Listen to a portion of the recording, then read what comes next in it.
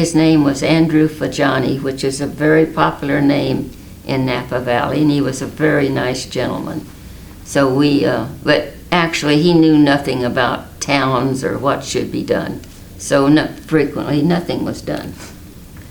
And we had a gentleman in Yountville. His name was Jack Forster, and he was born in Yountville. His wife's name was Marion. He was absolutely fascinated with my husband. When we came there and started working, he was right there wanting to meet us. And he wanted to know what we were going to do, and my husband told him. He took a couple of steps backwards and he said, "Pardon me, what did you say?"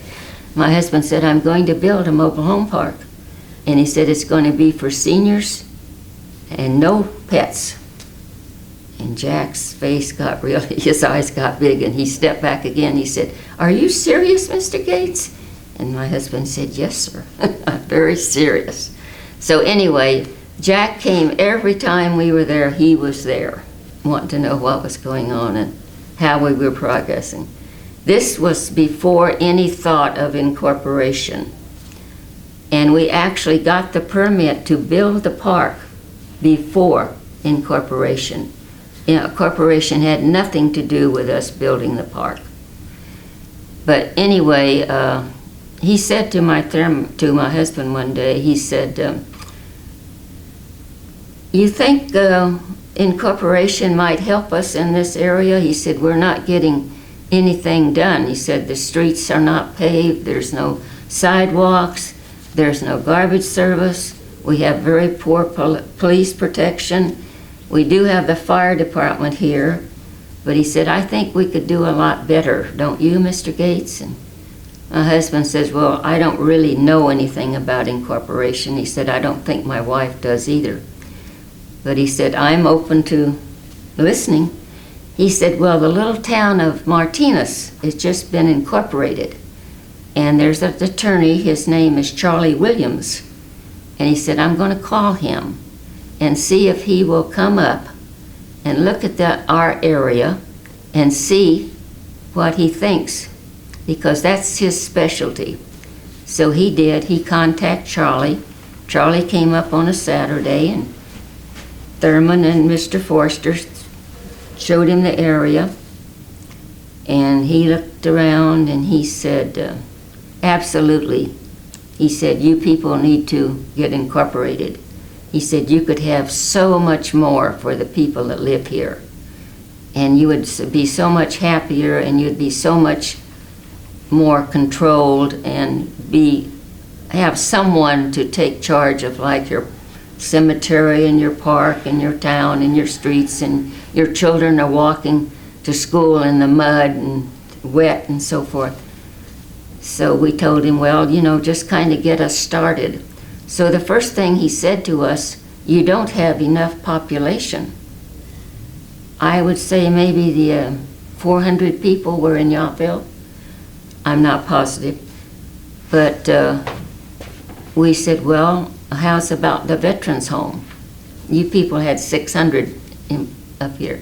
So he said, "Yes." He said, "If we can get that incorporated in the city limits, then that would give you enough population." So that gave us the idea of getting started. Also, we formed a Yountville Improvement Club for the people that were interested. The Delinskys were very influential. We had bake sales, we had dances, we had anything we could do to make some money to pay for all this work that the attorney and all this work that we needed to do before incorporation.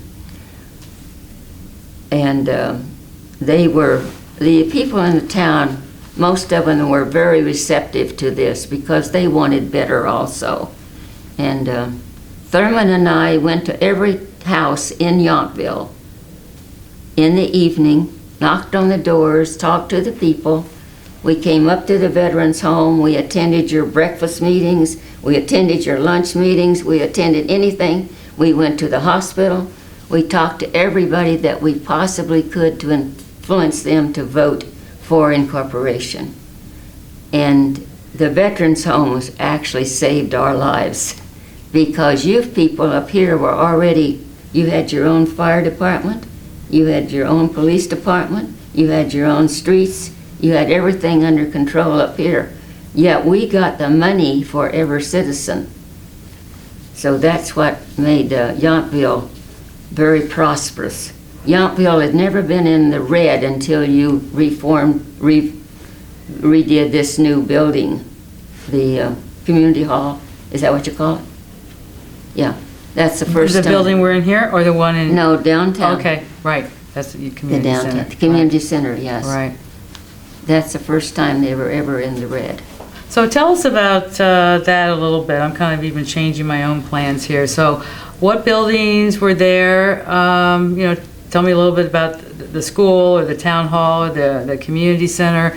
What buildings were around then, and where did you guys meet? You must have had a lot of meetings besides knocking on all the doors to incorporate, and you were, I'm sure, sending a lot of paperwork to Sacramento. Well, I teased my son, he left for college and he didn't know it, but I said, he came home and he opened the door to his bedroom and he started yelling, "Mom, Mom, what is this?" I said, "Oh, don't get excited, it's only the city hall." I had the typewriter, I had the adding machine, I had papers everywhere, because when we incorporated, we had no building, we had nothing. And of course, we used Mr. Williams's address plus our address for the mail for a few days. And then we contacted the Catholic Church. They owned the community hall. And they weren't using it for anything. It was just sitting there deteriorating. And they sold it to the city of Yountville for $10,000. And then we had to go in and remodel it and make a place for the city to have their meetings and so forth. And the only other thing, when we came to Yountville, as I say, I think perhaps there were 400 people. You had 2 grocery stores. The Linsky had one, and then the other in Tenascia. And then across the street from them was the service station, Lloyd's service station. I don't believe there was a restaurant there, but you could get a sandwich in some of the beer parlors. And they told me that there was 9 places that you could buy beer in Yountville. And the veterans came down and they would hire, then taxis. I understand we had 40 taxis busy in Yountville when we came. They took the veterans out of town, around the hill there. There was an eating place. I've forgotten the name of it, but it was a good place to eat. But they also had liquor. Yountville could have no liquor. They could sell beer. And up here they only sold that 3-2 beer. It had a less content of alcohol than they sold downtown.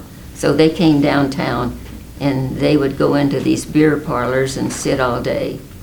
Plus, across our property, when we bought it, there was 8 garages. Never been painted. They looked awful. And the church had 200 garages.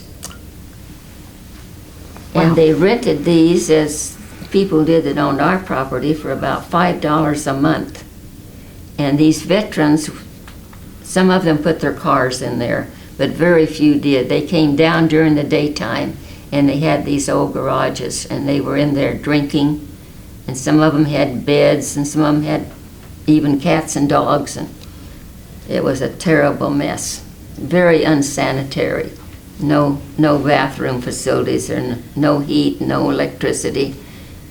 So that was our first job. We demolished all 8 of those, and at that time we could burn, so we just put it out and burned it. And everybody in town said, "What's wrong with those people? They're losing income." And my husband said, "No, it's not a loss. It's not a loss at all." But anyway, that was, and then every week when we came up, we took a wheelbarrow. We walked out across the front of our property, because these veterans would drink from these bottles. Usually they were pint bottles. Then they threw the bottles all over town. So we would take a wheelbarrow and go out and pick up the bottles in front of our property every Saturday morning or every Friday afternoon when we got up here, until my husband caught a few of them and kind of jerked them around and told them, "If I ever see you throwing a bottle here again, you're going to be in jail." So they kind of quit because they knew that we were cleaning up the property, so. But actually, like I say, the 2 grocery stores and the service station, I think was basically, there's a Rex Hotel.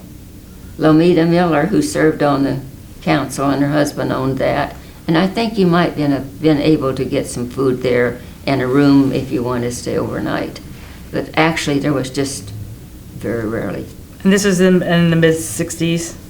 Oh, that would have been in the fairly early 60s. Early 60s, okay. Yes.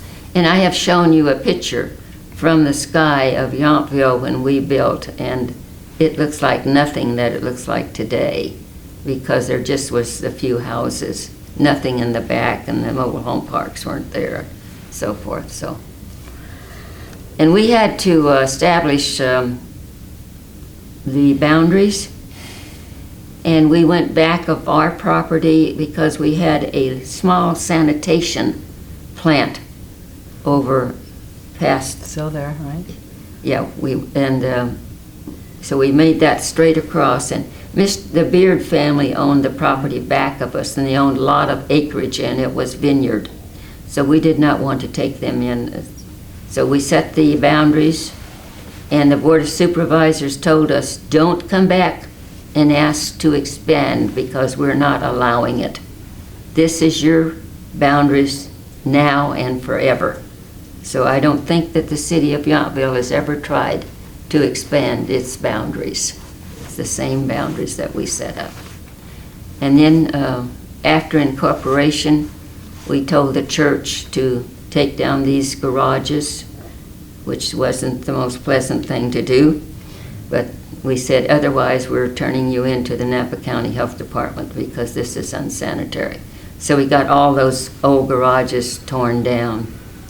And there were some other things in town that needed to be torn down, at the small buildings that were just rotting away and so forth.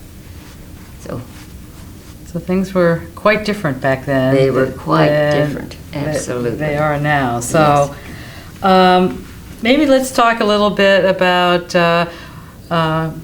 we certainly talked about the veterans down and on that side of the highway, but what was really kind of going on at the veterans home up on this side of 29? Was there a lot of, had all the building been done, or was there a lot of building going on? No, the buildings had been done. The buildings had been done, and so I don't know that all your buildings, I don't believe all your big buildings were full at that time, but there was work going on trying to improve them, because there were still a lot of World War II veterans that were trying to come in, that needed to come in.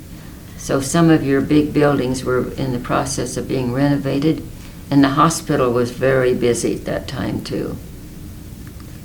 But other than that, we didn't know a lot about the veterans home, and as I said, really the city of Yountville didn't need to, because we didn't have to offer them any service, except we did want them to be able to come to town and be proud that it was a town and it was clean, and that they could come down and eat. They could bring their families down, go to the restaurants, or do whatever they wanted to do. Another interesting thing about it, after we moved here, one Saturday, a gentleman came to see my husband when we were working, and he was the person that owned a vintage 1870 building. And he wanted to know what my husband thought about an idea. Someone had offered him a great deal of money for the bricks in the building. And so he asked my husband, he said, I'd just like your opinion. He said, I know you're progressive and you're interested in real estate and buildings. And his name was actually Garcia, and my husband said, Mr. Garcia, I know nothing about your building or what's around it, but he said, if I owned that building, I wouldn't be tearing it down. I said, I'd be cleaning it up on the outside. I'd be making it look like it was something that was old and something that was of value. And it wasn't long after that until that started with vintage 1870. Wow. Yeah. We always thought that was very interesting. Yeah. So since there really wasn't much here in Yountville, No. did most of the people travel to Napa, or did they go to St. Helena, or? You had to. You had no choice. I worked in Napa every day. Sometimes there would not be a car past me leaving Yountville to go to work in Napa. And then coming home, there might be 2 or 3 or 4 cars on the highway. And the highway was 2 lanes, one way each way. And I did all my shopping in Napa because I worked there. So during my lunch hour after work, then I would go to the grocery store or to the department store or to the drugstore, different places, and do my shopping.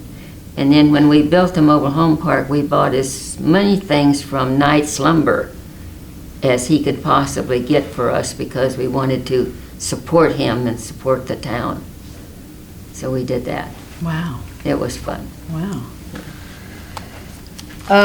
Okay, so let's talk about, you talked a little bit about cleaning up Yountville, but all of us who've moved here, you know, in the last few years to a decade or two, have always heard these stories about Yountville kind of being a true Wild West type of place, and you know, a lot of the kids that grew up here, it was always kind of considered part of the other side of the tracks.